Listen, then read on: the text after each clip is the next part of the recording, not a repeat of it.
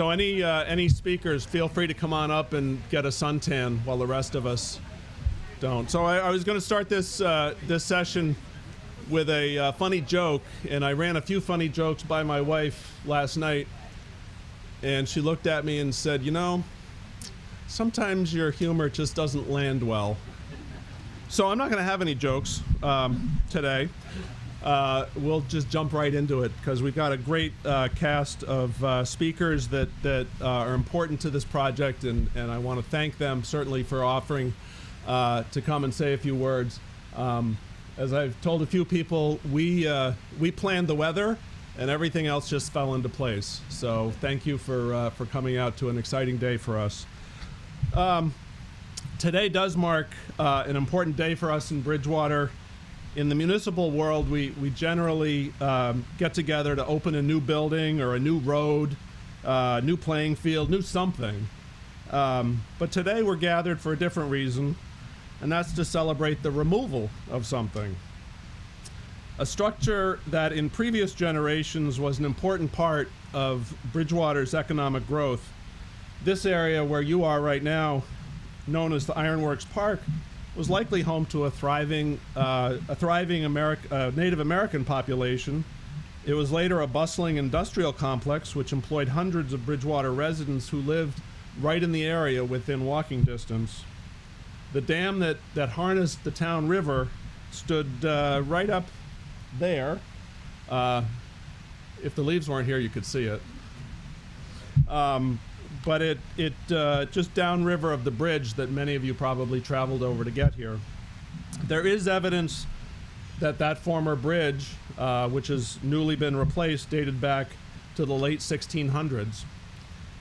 And the most recent iteration of the dam dates back to the 1800s. Those are historic structures for sure. But times have changed, as they always do. The 100-year storm events happen more regularly. The industrial buildings on this site are long gone. Just downstream, the river winds its way past the Bridgewater wastewater treatment plant and close to Bridgewater State University. It winds through neighborhoods and our Stiles and Hart Park. It winds through many cities and towns until it reaches Mount Hope Bay and the Atlantic Ocean. And the great challenge for us is to honor and respect and remember our history while also acknowledging that change is inevitable. We're more educated about how we treat our migratory fish populations. We're more educated about the impacts of a changing climate. We're more educated about how we design our infrastructure to accommodate Mother Nature and leave a lighter human footprint. So today's event is an opportunity to recognize the people and agencies that have helped accommodate Mother Nature and thank the many organizations that have advocated and funded our dam removal and bridge replacement project.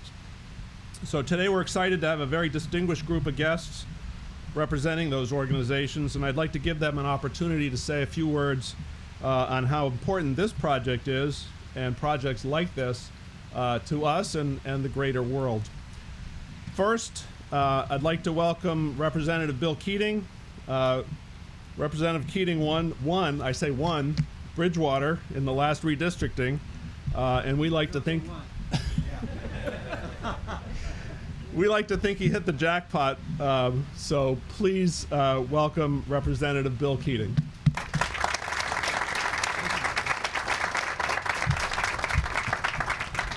Well, thank you all. This is a terrific day, and nature's cooperated in many respects.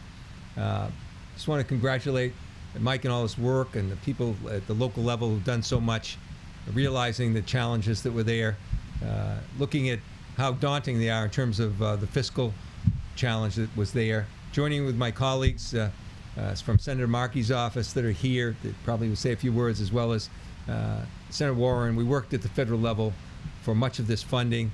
The people we worked with, particularly in my district, I look at the district I'm proud to represent, and I look at the natural resources, the coastal communities, the lakes, the ponds, and some of that history. Native American history, as Mike mentioned, is critical too, and how their culture and heritage was to preserve our natural resources and revere those resources.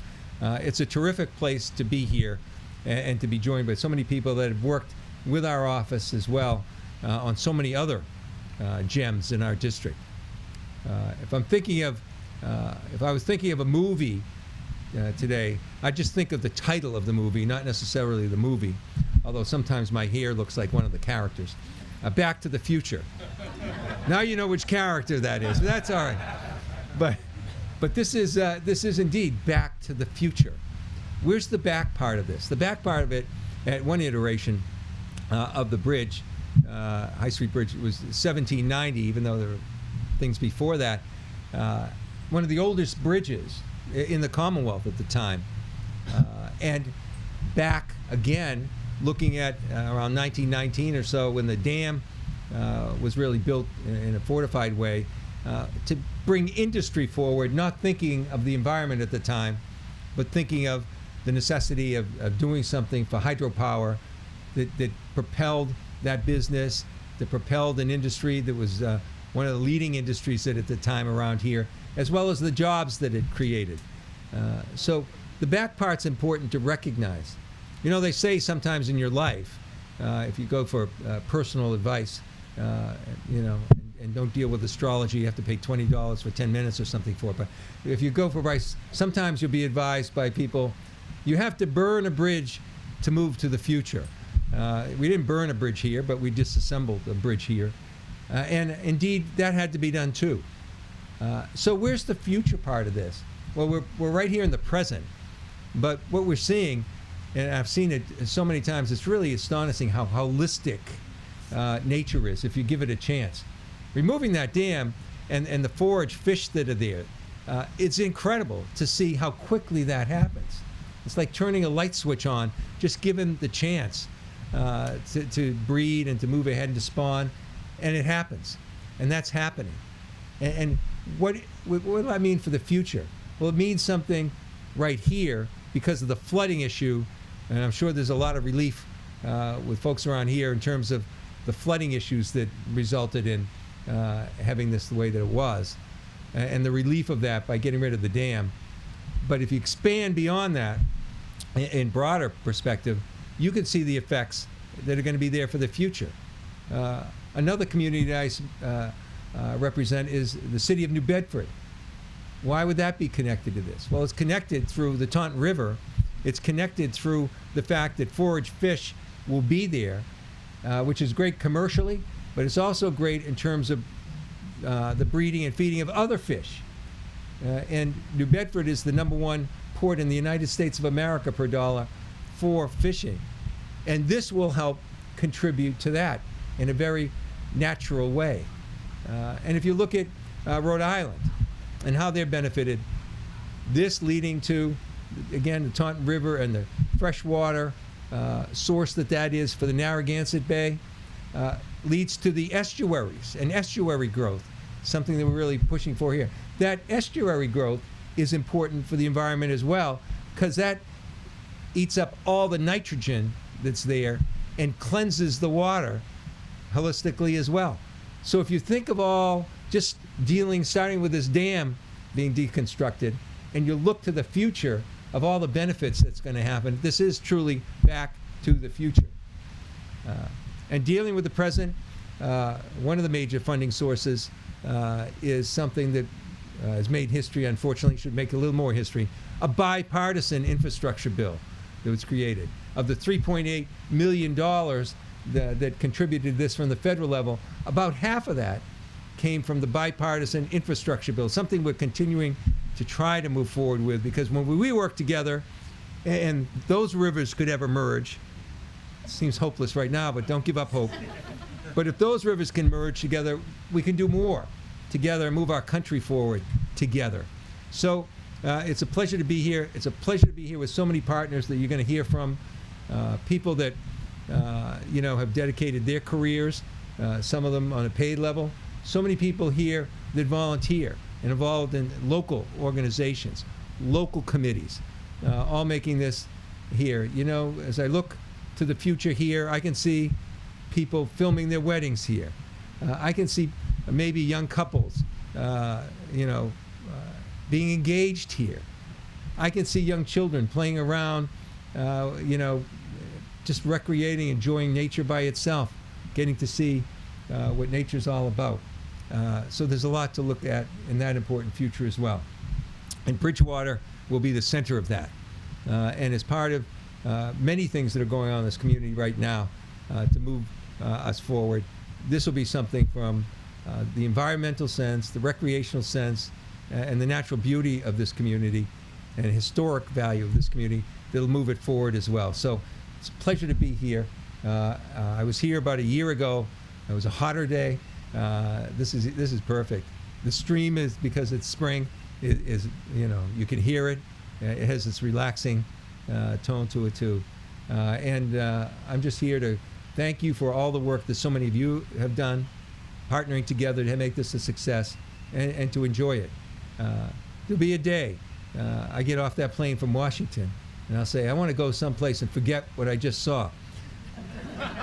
And this will be one of the places I think I'll find that tranquility. So thank you all so much. It's a pleasure.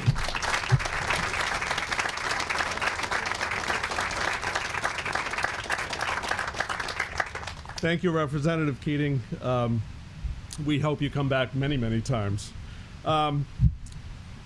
The U.S. Department of Interior has been a critical partner in our project and in similar projects throughout the country.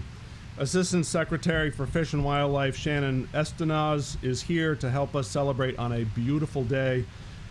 Please welcome Secretary Estenoz.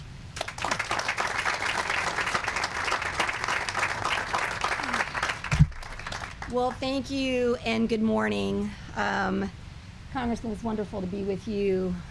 Commissioner, I know we have elected leadership in the audience, and then of course the residents of Bridgewater and all of the folks who are gathered here today to celebrate this incredible project. It is an honor to be with you.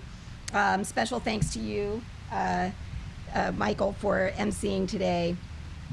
So I understand that the last time migratory fish swam freely from Narragansett Bay up the Taunton River to the Town River and past this site, Woodrow Wilson was president and women couldn't vote. Now, thanks to the support of many partners, fish like alewife, blueback herring, American shad, American eel, and sea lamprey can reach historical spawning and rearing grounds upstream and in Lake Nippenicket. I just had to say it. What a wonderful name. The Department of the Interior received more than $28 billion from President Biden's bipartisan infrastructure law to restore important habitats, assist with wildland fire management, and help communities prepare for extreme weather-related events fueled by a changing climate, such as flooding and drought. This is a once-in-a-generation opportunity to invest in our nation's rivers, streams, and communities. President Biden's bipartisan infrastructure law includes $200 million for the U.S. Fish and Wildlife Service's National Fish Passage Program to complete projects just like this across the country. And this project, incidentally, received $1.5 million from that bipartisan infrastructure law. The National Fish Passage Program works with partners to restore aquatic connectivity and habitat for priority species, build safer communities, reduce flood risk, improve recreational opportunities, and generate jobs and business to bolster local economies. The Fish and Wildlife Service staff, many of whom are here, I'm waving at everybody, I see so many Fish and Wildlife Service friends, are experts in fish biology and migration, as well as fish passage engineering. They help communities, tribes, and landowners finance and plan projects that remove barriers and restore rivers for the benefit of both fish and people. Since 1999, the Service's National Fish Passage Program has worked with more than 2,000 local communities, tribes, and partners across the country to remove or bypass more than 3,400 barriers to fish passage and reopen access, it's my favorite number, to more than 61,000 miles of upstream habitat for fish and other wildlife. And let me say that since I've been in this position, I have traveled across the country to see these projects. I will tell you, I am a civil engineer by training. I spent my entire career in river restoration. Actually, I spent my entire career trying to restore one very big river. And so this program is particularly near and dear to my heart. I've traveled everywhere to see these projects, and everywhere I go, I meet people like you and am inspired by the incredible work that a project like this represents. Addressing aging and insufficient structures like the High Street Dam and Bridge help communities like Bridgewater prepare for the effects of climate change. In an age of more frequent, intense storms, free-flowing rivers and clear span bridges, bottomless culverts, this is where I start to geek out as a civil engineer, can accommodate heavy rainfall that would otherwise cause flooding. Projects like these make communities more resilient, safer, particularly in the face of changing conditions. They are also directly in line with ongoing efforts at all levels to address the biodiversity crisis. For example, last year, Governor Maura Healey's biodiversity executive order made Massachusetts the first state to set long-term conservation goals for all state agencies, and that's incredibly inspiring. Now, on a global scale, so we have a local project that ties into a state-led initiative, but then on the global scale, projects like High Street will be celebrated by people literally around the world. This Saturday is World, I'm not kidding, Fish Migration Day. And the theme, it's celebrated every 2 years, and the theme this year is free-flowing. It's free-flowing rivers, and this is just exemplary of that understanding of why free-flowing rivers are so important. And so what it means is that people all over the world understand and are working to promote the connection between free-flowing rivers, healthy people, and healthy wildlife. Migratory fishes connect oceans and inland ecosystems, enriching both. They support biodiversity as well as the livelihoods and recreational pursuits of millions of Americans. I mentioned that I spent my career in river restoration, and I learned a thing or two. It's 25 years. And what I've learned is that working to restore a river or a stream, big or small, is some of the most rewarding work you can dedicate yourself to, either as a professional or as a volunteer. And why is that? Because it rewards you immediately. See, rivers have very long memories. They have very long memories. You can dam them, you can block them for a very long time. But when you reverse engineer and you let that river flow again, its memory clicks in immediately, and you begin to see restored river function almost immediately. In my own experience, we had 12 waterfowl disappear for decades from the Kissimmee River Basin in South Florida. And within 1 year of the first phase of that restoration project, all 12 species were back, all 12. You will begin to see greater populations of anadromous fish coming through here immediately. It's miraculous, it's wonderful, and it's incredibly rewarding and inspiring, and it pushes us to do more of this work. So I'm incredibly grateful to you, to everyone across the country who's working to restore our rivers. Free-flowing rivers really are a gift to future generations and to communities and economies. And so thank you for everything that you do, and thank you so much for inviting me to travel here and be with you today. Thank you.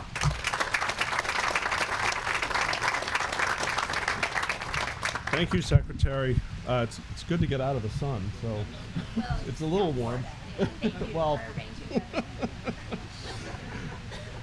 so one of the boy, whew, you don't realize how tough it is to be up here. Oh, that would be too easy. Oh, there. One of the earliest supporters of this project, long predating me, and going back decades, is the National Oceanic and Atmospheric Administration. And I see Jim Turek over here, who I think spent most of his career working on this, I think. But today we have the Deputy Administrator of Marine Fisheries Service, Office of Habitat Conservation, Sunny Snider Centolella, on behalf of NOAA, and I would invite the Deputy Administrator to say a few words.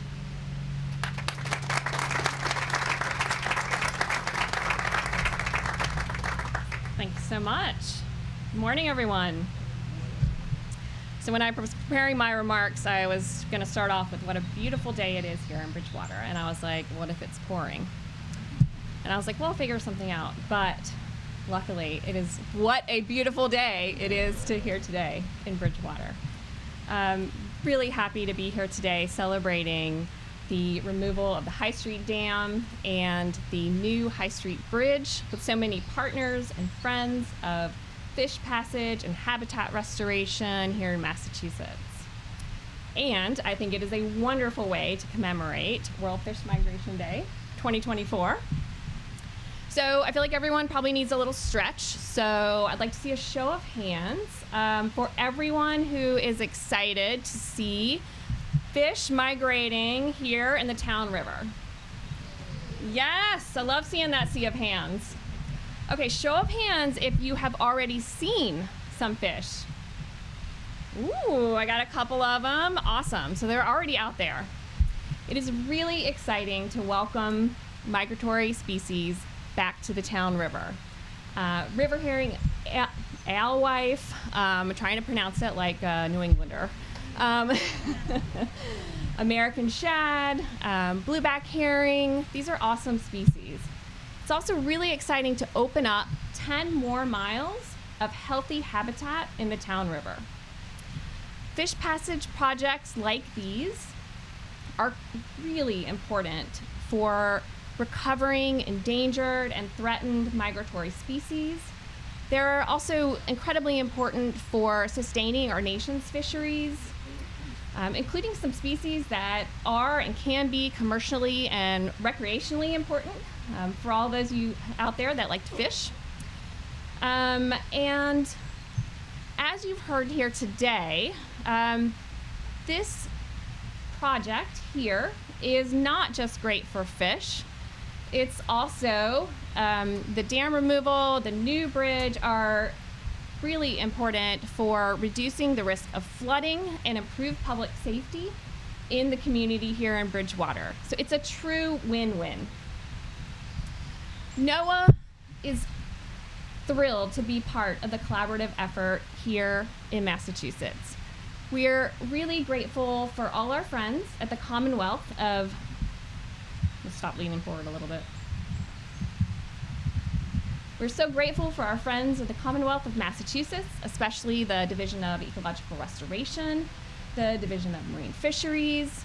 We are grateful for the U.S. Fish and Wildlife Service, for the town of Bridgewater, especially Michael Dutton, who I've heard from my team, has been just an incredible partner.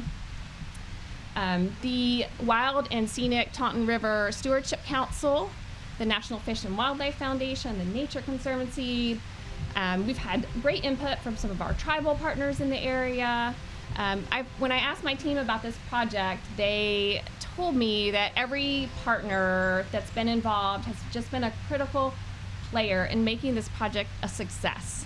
So I want to say thank you all for your invaluable expertise, for your hard work, and for your commitment to making this project such a success. NOAA has a long history of supporting our partners' conservation efforts through funding opportunities and through technical assistance on the ground. And I'm really proud, I heard Jim Turek's name mentioned, but Jim Turek on my team and Matt Bernier, I know, have been providing technical assistance for the project design here and in the permitting phases of this project. And they provided on-the-ground guidance during construction.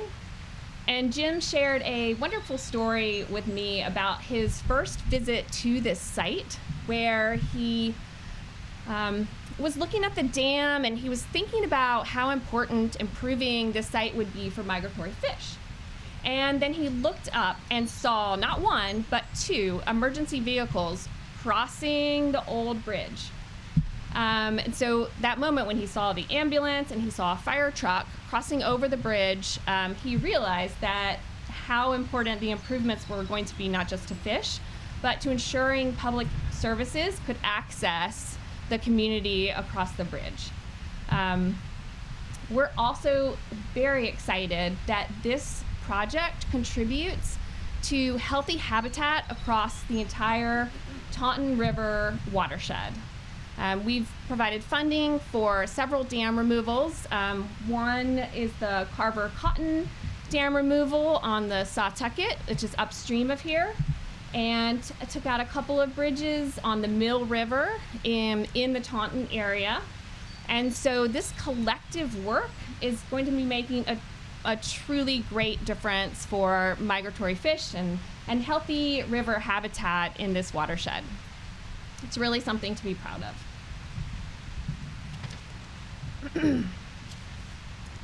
We are also truly grateful for opportunities to restore fish passage with our partners, the Fish and Wildlife Service, and their funding through the bipartisan infrastructure law. As Shannon mentioned, it's just a wonderful opportunity, a once-in-a-lifetime opportunity to make a lasting difference for people and for migratory species and our environment.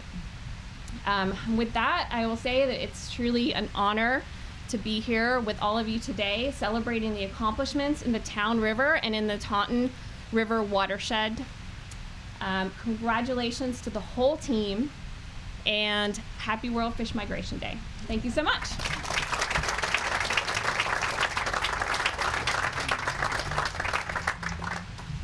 Thank you, Deputy Administrator. That was inspiring.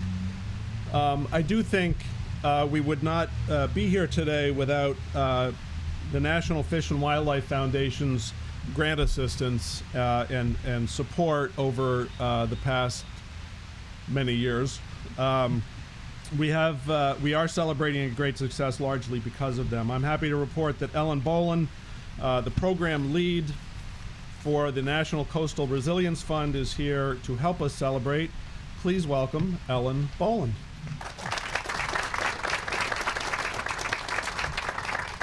Thank you all. So the challenge with going a little deeper in the speaking order is I feel like a lot of stuff has been covered. But it's really exciting to be here today to celebrate the completion of this project. And on behalf of the National Fish and Wildlife Foundation, we want to thank all of the partners that were involved in this effort, because without the local partners on the ground, and DOI and NOAA, we wouldn't be able to complete this work. So this project was funded as part of the National Coastal Resilience Fund. That is a nationwide program to improve community resilience in coastal communities by using nature, which is exactly what this community chose to do here today. And by using nature, we can find enduring conservation solutions that work for both people as well as fish and wildlife. And that is the full mission of the National Coastal Resilience Fund. It's a partnership between the Foundation, NOAA, the Department of Defense, as well as several other entities. We're very grateful for the ongoing congressional support for the fund, as well as ongoing engagement with NOAA. And I really wanted to highlight the community aspect of this project. So we've heard 10 miles upstream will be reopened, but there's also roughly 40 residences and businesses that will face decreased flooding risk due to this project. And so if you magnify that across the investment from the fund across coastal communities, through using nature, we're able to protect tens of thousands of homes and communities. And in addition to this project, the Coastal Resilience Fund has invested in 20 other projects in the Commonwealth, about $20 million. And when you add that to the impact that our grantees have, it's a $37 million impact in conservation on the ground, using nature to help communities. So just really excited to be here today to celebrate this project and really embracing what you all have been able to accomplish today. Thank you.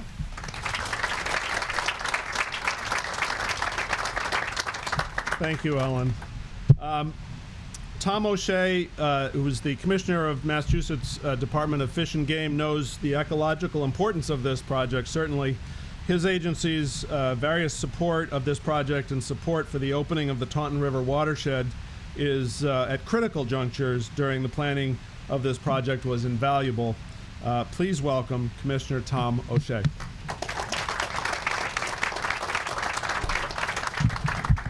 Thank you, Mike.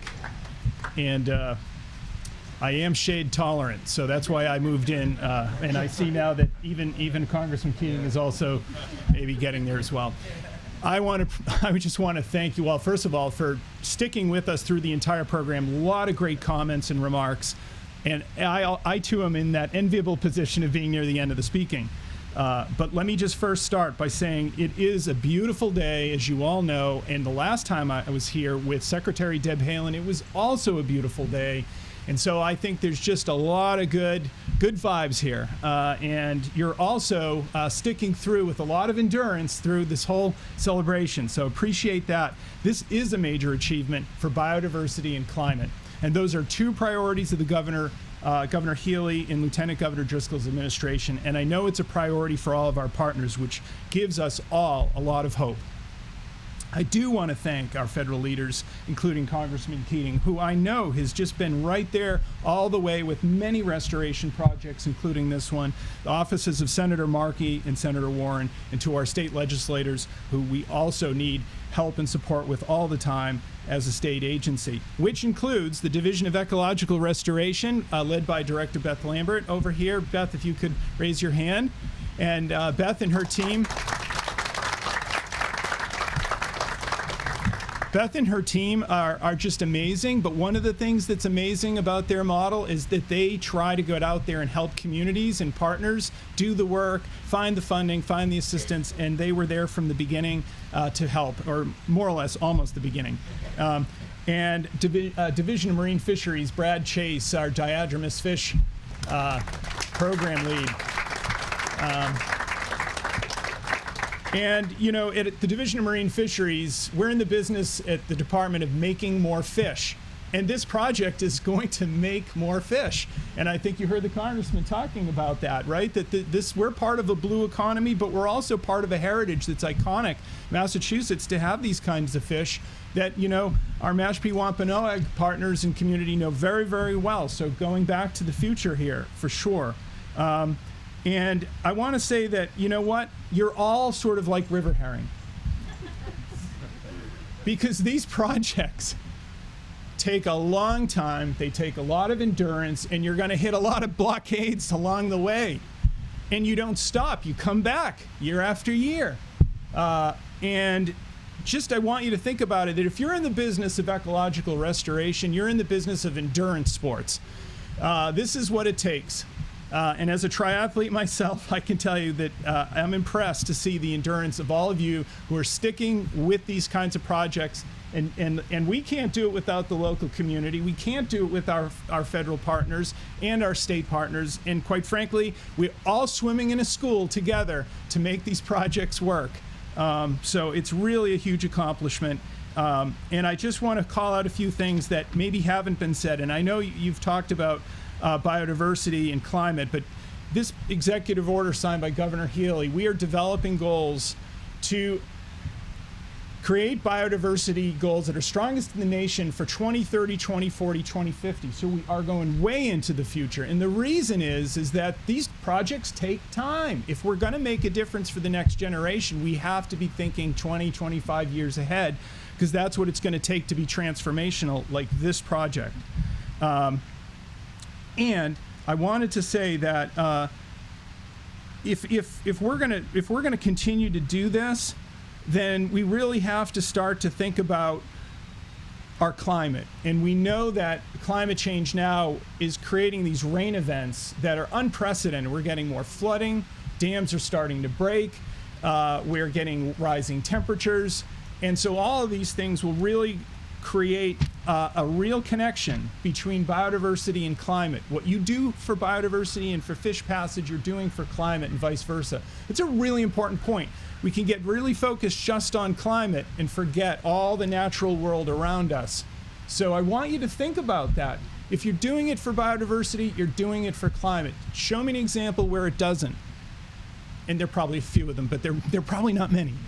So with that, I just want to say, again, it was a real honor for me to be here today to really see a strong example of collaboration and partnership, and that we can rise to the unprecedented challenges of biodiversity loss and climate change. And with the Division of Ecological Restoration and our partners, you know, bringing communities together, that's what's going to make it successful to meet these challenges ahead. And so I just want to thank you all for your endurance, your hard work, your commitment. And I think it's going to pay off for people and wildlife and for the next few generations, for sure. And so with that, I'd like to wrap up and thank you again, Mike.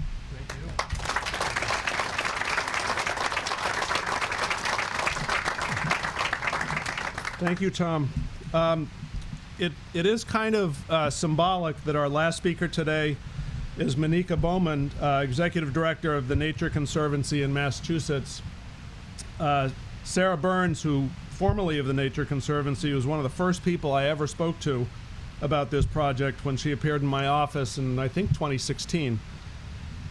The project, little did I know, the project was being conceptualized long before that, but the first I'd heard of it was through Sarah in the Nature Conservancy. So today, we started with the Nature Conservancy in Bridgewater, and we'll end with the Nature Conservancy in Bridgewater. So I'm happy to introduce Monique Bowman from the Nature Conservancy, who has been with us for the long haul. And please welcome Monique Bowman.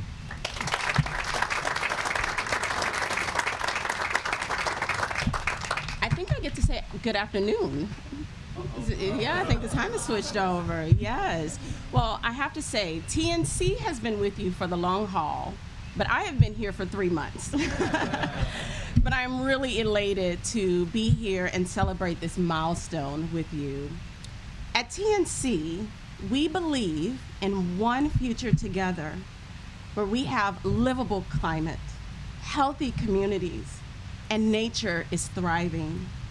This vision is what brings us here today to celebrate a transformational project. Globally, as well as locally, we are working to help over 100 million people on the front line of climate change by 2020. We are restoring habitations and floodplains and leading the way with planting the seed for the removal of dams like this. As a result of this work, river herring fish have been restored to this river. In Massachusetts, we are leaders, showing what is possible when people turn to each other to tackle complex projects that lead to nature-based solutions to protect communities and the planet. Having worked in this watershed for more than 20 years, we are thrilled to see this project complete. And I would like to publicly take time to thank Allison Bowden, who is our Director of Conservation, for her leadership on this project for many years. Can we just give her a hand?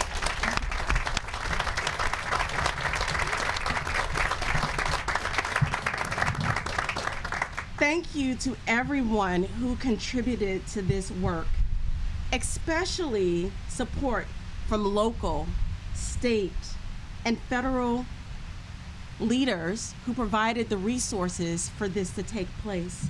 In addition to the many supporters as well as funders of TNC, so we can do the work that we do in communities across the Commonwealth and the globe.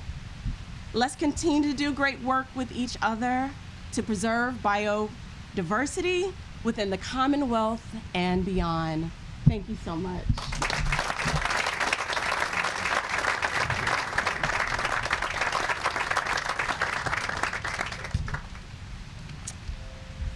So finally, now that it's afternoon, I would like to thank formally and recognize the agencies and individuals who made this project possible. First, Bridgewater's Town Council, members of which are here today: Fred Chase, Mark Lindy, Kevin Perry, and Sonia Striggles. Thank you for dealing with the long construction process and answering constituents' often vehement complaints about road closures, let's just say. I want to thank the National Fish and Wildlife Foundation. As I've mentioned, we wouldn't be here without their contribution. U.S. Fish and Wildlife, NOAA, through Massachusetts, the Dam and Seawall Program, the MVP program, Courtney's here, as well, the Division of Ecological Restoration, and I will recognize him even though he's many jobs removed from DER. Where's Chris Houle? There he is.